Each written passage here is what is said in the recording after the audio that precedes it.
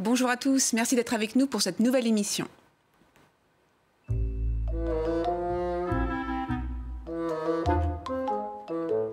À l'affiche aujourd'hui, un comédien et metteur en scène qui s'épanouit aussi bien sur les planches qu'au cinéma ou sur le petit écran, qui jongle allègrement entre grands classiques, boulevard déjanté, création et cabaret transformiste. Après le succès de son Tartuffe et de Fleurs de cactus, il met en scène et joue Douce amère au Théâtre des Bouffes parisiens à Paris, avant de rejoindre le mois prochain les Bouffes du Nord. Michel Faux est avec nous en plateau.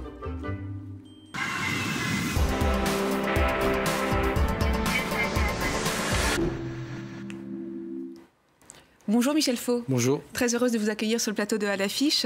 Vous mettez en scène et vous jouez Douce amère au Bouffes parisien jusqu'au 22 avril. Alors c'est une pièce sur les vicissitudes du couple, sur l'usure du couple, et puis aussi le portrait d'une femme libre, Elisabeth, qui quitte son mari, que vous incarnez, et puis qui séduit trois hommes.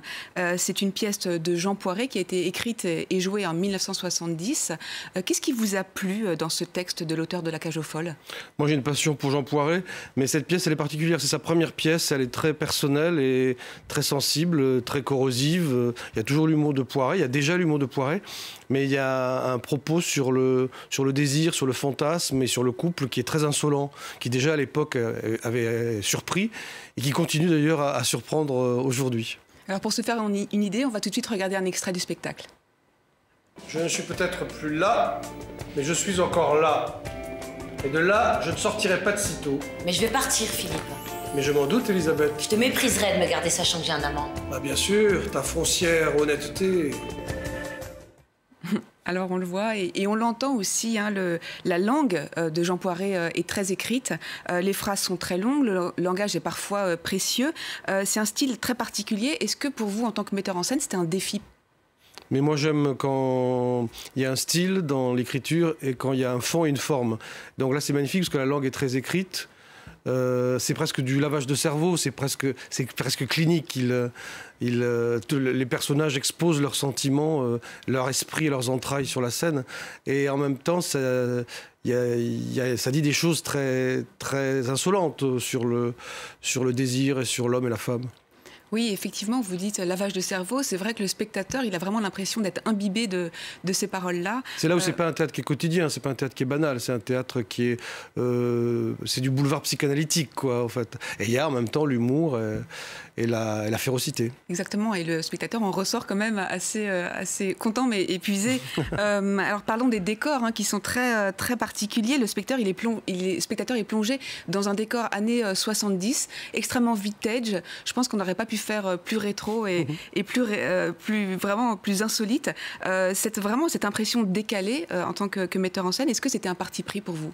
Oui, en fait, on s'inspirait de certains films de Stanley Kubrick et puis aussi de l'architecte de Pompidou, Paulin, et qui faisait des canapés, des meubles et des décorations un peu froides et un peu désincarnées presque. Il y a quelque chose d'un peu angoissant, il y a quelque chose de très élégant, de très moderne, mais d'un peu angoissant. Mais c'est un peu comme si ça reflétait cette machine infernale qui se met en route autour de cette femme, en fait. C'est ça, c'est assez clinique. Alors le public, on l'entend, il réagit beaucoup. On comprend en fait que le texte, il fait écho un petit peu à l'actualité, ou en tout cas à ce qu'on peut ressentir. De quelle manière est-ce que cette pièce, elle parle de notre époque encore aujourd'hui? Je pense que le fait de raconter que dans les années 70, il y avait quand même...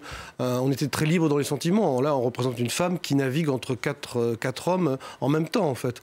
Donc, parce qu'elle a besoin de ces quatre hommes. Elle a besoin du mari, elle a besoin de l'amant de l'âme, elle a besoin de l'amant de la chair, elle a besoin de la jeunesse. Je pense que ce discours-là, il est très subversif, surtout aujourd'hui, où on essaie de retourner à des valeurs plus conventionnelles. Et donc, c'est pour ça que la pièce résonne, en fait. C'est en la situant dans son époque qu'elle résonne encore plus aujourd'hui. Et cette femme dont vous parlez, elle est incarnée par Mélanie Douté, qui incarne Elisabeth, on la voit là. Trois autres comédiens aussi, hein, qui sont très vifs, très, très stimulants. Ils jouent ses amants. Quelle qualité de jeu est-ce que vous avez souhaité mettre en avant? Moi, j'aime quand les acteurs sont des fortes personnalités et après, quand ils essayent d'être dans le style de l'œuvre, en fait. Mais donc, il faut qu'il y ait la virtuosité et puis en même temps, il faut qu'il y ait leur personne profonde. J'aime quand les comédiens amènent des secrets ou un univers ou un mystère, quoi. Mais Idouté, elle est formidable parce qu'elle est virtuose techniquement et en même temps, elle a une beauté étrange et puis sophistiquée et en même temps, elle a beaucoup d'humour sur elle. Donc c'est une partenaire formidable. Elle a une belle sensualité aussi. Magnifique. Les comédiens, vous les connaissez bien. Dans votre longue carrière au théâtre, vous en avez dirigé beaucoup, aussi bien dans des classiques, on pense par exemple aux Misanthropes ou à Tartuffe, mais aussi dans des créations plus contemporaines et qui sont souvent assez flamboyantes. Dans quelle mesure est-ce que cette variété des genres que vous explorez, elle vous convient et elle vous plaît? Moi, c'est ce qui me permet de me renouveler et de ne pas m'installer dans un savoir-faire, en fait. Donc c'est pour ça que j'ai fait le Tartuffe, maintenant je fais la pièce de Jean Poiret, après je vais faire la comédie musicale Névrotique Hotel, après j'ai monté un opéra, j'essaie comme ça, et même dans les comédiens, c'est mon désir qui me guide, donc j'ai autant envie de travailler avec Michel Bouquet que Chantal Latsou, je me mets plus d'œillères, donc c'est mon désir qui parle en premier. Et justement, vous parliez de Michel Bouquet, inoubliable dans Tartuffe, vous êtes son ancien élève au conservatoire, il est une figure du théâtre français, comment est-ce qu'il vous inspire, de quelle façon? Son discours m'a marqué, évidemment, et en même temps m'avait heurté, m'avait dérangé quand j'étais jeune. Et puis j'ai compris des années après qu'il avait mis le doigt au bon endroit et il a tout compris sur qui j'étais artistiquement. C'est-à-dire au bon endroit, c'est-à-dire? Parce que c'est lui le premier qui m'a parlé d'un texte comme une partition musicale, le fait que tout était de la musique en fait. Tout était dans le rythme et même dans les sonorités du texte. Et puis c'est lui qui m'a appris ce mélange de grotesque et de tragique en fait, enfin qui m'a aidé à exploiter ça en fait. Oui, ce grotesque et puis se décaler, effectivement vous avez ça en commun. Vous avez un goût aussi pour les rôles où il y a une dimension de travestissement. Qu'est-ce qui vous plaît dans cette transformation scénique? Mais moi, ça fait partie de l'histoire du théâtre, le travestissement. Donc, on l'a vécu dans le kabuki, dans le XVIIe siècle, même dans le XIXe siècle. Il y avait des femmes qui jouaient des rôles d'hommes, etc. Donc, cette ambiguïté-là, pour moi, elle fait partie du masque théâtral, quoi. Donc, ça fait partie aussi de ce que j'ai envie de faire. Mais j'ai pas envie de faire que ça. Mais, bien sûr. Alors, comme j'arrive à le faire de façon drôle, on me le redemande régulièrement, mais j'essaie pareil d'évoluer dans ce créneau du travestissement, de me renouveler en fait. Et vous parlez aussi de vérité. Je regarde les photos parce qu'elles sont magnifiques. Elles sont belles. Ouais. Et ben, vous parlez aussi de vérité du factice dans le travestissement. Qu'est-ce que vous entendez par là? Parce que je pense que c'était Jean Genet qui disait « nous ne sommes que des masques ». Je pense que même dans la vie, on met des masques, on met des costumes, on triche, on essaie de cacher les choses, etc. Donc je pense que le théâtre, il doit montrer ce qu'il y a aussi derrière le masque. Mais je pense qu'on se montre, je sais pas vraiment comment l'expliquer, mais je pense qu'on se montre davantage quand on est masqué, quand on est travesti. Moi, j'ose faire des choses que peut-être que je ne ferais pas si je n'avais pas de maquillage ou pas de costume, en fait. C'est pour ça que je trouve que le costume, l'apparence et le phare, c'est très très important pour un acteur. Et le travestissement, vous allez continuer à l'explorer quand vous incarnerez une diva dans Névrotique Hotel au Bouffe du Nord en mai à Paris. Qu'est-ce que ce projet qui semble vraiment très original? En fait, c'est une comédie, on appelle ça une comédie musicale de chambre, Névrotique Hotel. On est parti de chansons inédites, principalement de Michel Rive-Gauche, mais pas seulement, sur des musiques de Jean-Pierre Stora, des chansons qui n'avaient pas été chantées.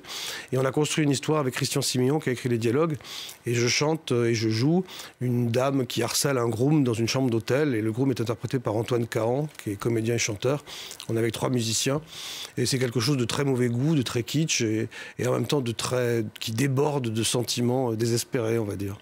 Avec toujours beaucoup de musique? Oui, bien sûr. Oui, il y a 12 chansons, je crois. Le cinéma, il fait aussi partie de votre carrière intégrante. On vous a vu notamment dans Marguerite de Xavier Giannoli, mais aussi vous avez joué dans des films de Christophe Sonneret, Édouard Baird, Albert Dupontel, enfin il y en a beaucoup d'autres. Qu'est-ce que le théâtre apporte à votre carrière au cinéma et réciproquement? Moi, je ne fais pas trop de différence. Tout ça, c'est une question de style, parce qu'il y a des cinémas qui demandent un jeu extravagant, et puis des cinémas qui demandent un jeu réservé. C'est pareil au théâtre. Mais Xavier Giannoli, par exemple, il m'a offert ce rôle magnifique dans Marguerite parce qu'il m'avait vu au théâtre, en fait. C'est comme ça qu'il a eu envie de... Donc, je pense que c'est très lié. Et là, j'ai tourné dans un film très beau de Cédric Angers qui s'appelle « L'amour est une fête », qui va sortir en septembre.